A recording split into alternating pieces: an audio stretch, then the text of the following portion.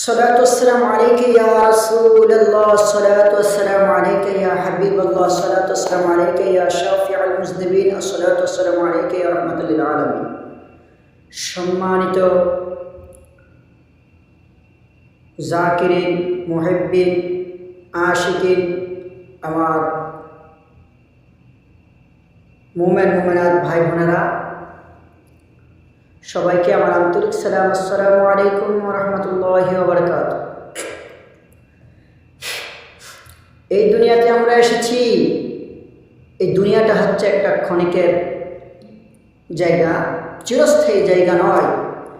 এই জায়গাটা একদিন ছেড়ে দিয়ে আমরা চলে যেতে হবে। আমরা কিসের এত বাহাদুরি করি, কিসের এত অহংকার করি? আমাদের জন্য অহংকার সব পায় না।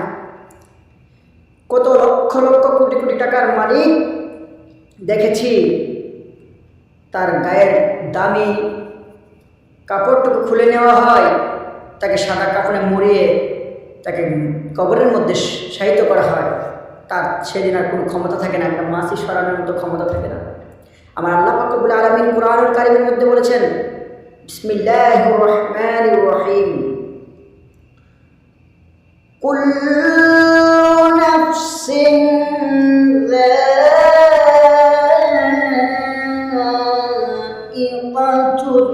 মাউত।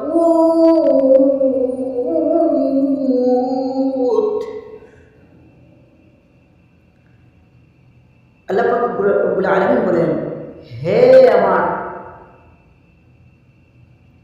বান্দা বান্দিরা ও আমার প্রাণী জগতেরা, তোমরা শোনো। 18,000 জাত মখলুকাত আমি আল্লাহ রব্বুল আলামিন সৃষ্টি করেছি,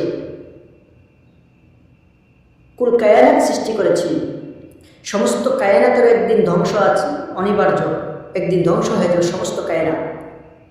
আর সমস্ত প্রাণী যাদেরকে আমি প্রাণ দিয়েছি, একদিন তারা আবার মৃত্যুর স্বাদ গ্রহণ করতে হবে। তারা যেন সেদিনের কথা মনে রাখে, তারা যেন অহংকার না করে।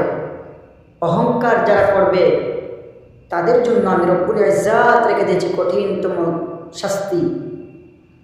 তাদের অহংকার কোনো কাজে আসবে না, তারা যেন সেই মৃত্যুকে ভয় করে। ইত্তাকুল্লাহ, যেন তারা আল্লাহকে ভয় করে। আল্লাহ রাব্বুল আলামিন বলেছেন, তোমরা আল্লাহকে ভয় করো। কেমন ভয় করো? ভয় করার মতো করতে হবে। যদি আল্লাহর প্রতি ভয় না থাকে, ভিতরে হিংসা বিদ্বেষ অহংকার ভরপুর থাকে, একদিন আল্লাহ রাব্বুল আলামিন বলেন, একদিন তুমি কিন্তু আমার কাছে ধরা দিতে হবে, একদিন আসতে হবে। রব্বুল ইজ্জাত বলেন, মিনহা খালাকনাকুম ওয়া ফিহা নুঈদুকুম ওয়া মিনহা নুখরিজুকুম তারাতান উখরা। আমি রব্বুল ইজ্জাত তোমাকে এই মাটি থেকে সৃষ্টি করেছি, আবার এই মাটিতে একদিন পতন করা হবে। কিন্তু এটাও মনে রাখো, আবার এই মাটি থেকে পুনরায় আবার জীবিত করা হবে তোমাকে। কেন জীবিত করা হবে? আমি রব্বুল ইজ্জাতের কাছে সেদিন তুমি আমি রব্বুল ইজ্জাতের সম্মুখীন হতে হবে, আমার কাছে আসতে হবে। সেদিন তোমার সমস্ত কুকর্ম সুকর্ম সমস্ত কিছুর হিসাব নিকাশ সেদিন হবে। সেদিন আমি রব্বুল ইজ্জাত হিসাব কিতাব নেব। তো কাজে তোমরা হিংসা বিদ্বেষ ছেড়ে দিয়ে একে অপরের সাথে পরস্পর ভাই ভাই করে ঠাই ঠাই করে চলো। তোমরা ঈমান আকীদা নিয়ে আমল করে কবরের মধ্যে আসো।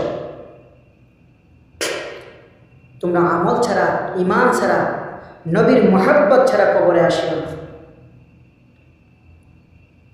তো রব্বুল ইজ্জাত বলেন, একদিন তোমরা মৃত্যুর স্বাদ গ্রহণ করবে, এটাই সত্য।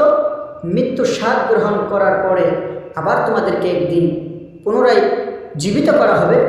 সেদিন আমি রব্বুল ইজ্জাতের কাছে তোমরা ধরা দিতে হবে।